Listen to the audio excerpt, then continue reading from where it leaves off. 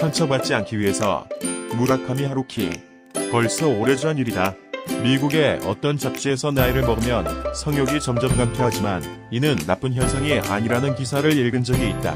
어떤 남성이 나이를 먹어 성욕이라는 불가미한 감옥에서 간신히 해방된 것을 알고 나는 무척 기뻤다고 고백한 기사도 있었다. 그때 나는 아직 30대 전반이었기에 어라 정말 그런 건가 하고 그저 탐복했을 뿐이었다. 지금은 이미 40대 후반에 접어들었으니 그 발언에 대하여 나는 보다 노령에 가까워진 인간으로서 어떤 면에서는 그럴지 모르겠으나 절대로 그렇지만은 않을 것이다. 인간의 일은 그렇게 간단하지가 않다는 의견이다. 더 이상 자세한 것은 여러 가지로 성가시므로 이 자리에서는 굳이 말하지 않겠다.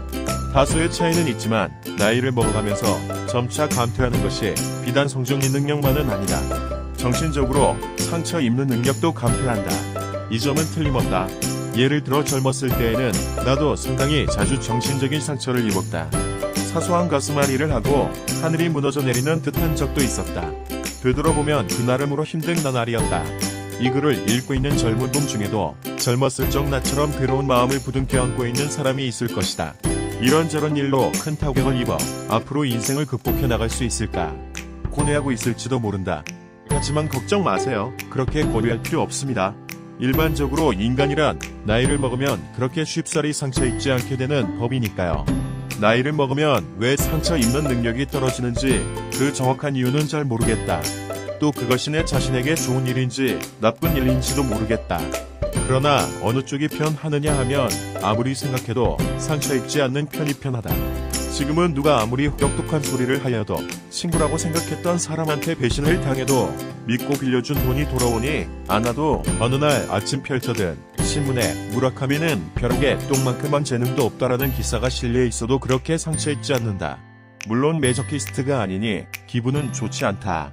그러나 그런 일로 낙담을 하거나 며칠이고 공상맞게 고민하지는 않는다. 할 수 없지 뭐. 세상이란 그런 거야라 여기고 그대로 잊고 만다. 젊었을 때는 도저히 그럴 수 없었다. 잊으려 애를 써도 쉬이 잊을 수가 없었다.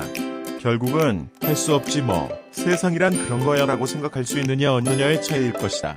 요컨대 몇 번이고 비슷한 일을 경험하면서 그 결과 무슨 일이 생기면 뭐야 또 지난번과 비슷하잖아 하고 생각하게 되고 그 결과 매사 일일이 심각하게 고민하는 것이 오히려 어리석게 느껴졌는지도 모르겠다. 이런 현상은 좋게 말하면 터프해진 것이고 나쁘게 말하면 내 안에 있는 나에 무한 감수성이 마모되었다는 뜻이 든다. 즉 뻔뻔스러워진 것이다. 변명을 할 생각은 없지만 개인적인 사소한 체험으로 말씀드리자면 어떤 유인나에 대한 감수성을 그대로 유지한 채 내가 속해 있는 직업적 세계에 살아남으려 한다면 그 시도는 소방수가 레이온 셔츠를 입고 타오르는 불길 속으로 뛰어드는 것이나 다름없다. 그렇지만 내가 나이를 먹으면서 그다지 상처 입지 않게 된 것은 인간이 뻔뻔스러워진 이유만은 아니라고 생각한다.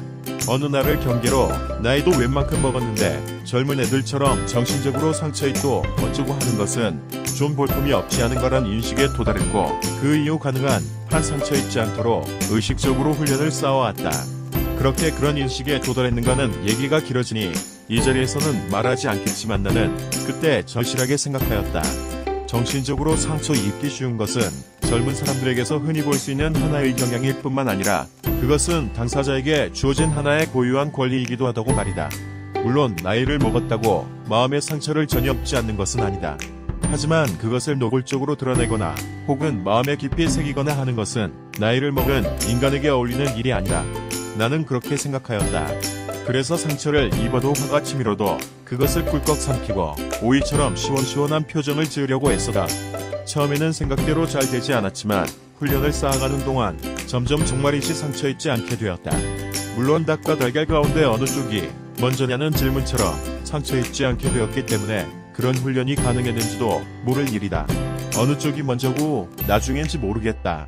그럼 상처 입지 않기 위해서는 현실적으로 어떻게 하면 제일 좋지요? 라고 물으면 나로서는 실은 일이 있어도 보지 않은 척 듣지 못한 척 한다고 대답할 수밖에 없군요. 그리고 당장 써먹을 수 있는 무라카미 하루키판 피터의 법책 우선 아내부터 시작하자고요. 그 나머지는 간단하니까. 아내가 없는 사람의 경우까지는 잘 모르겠지만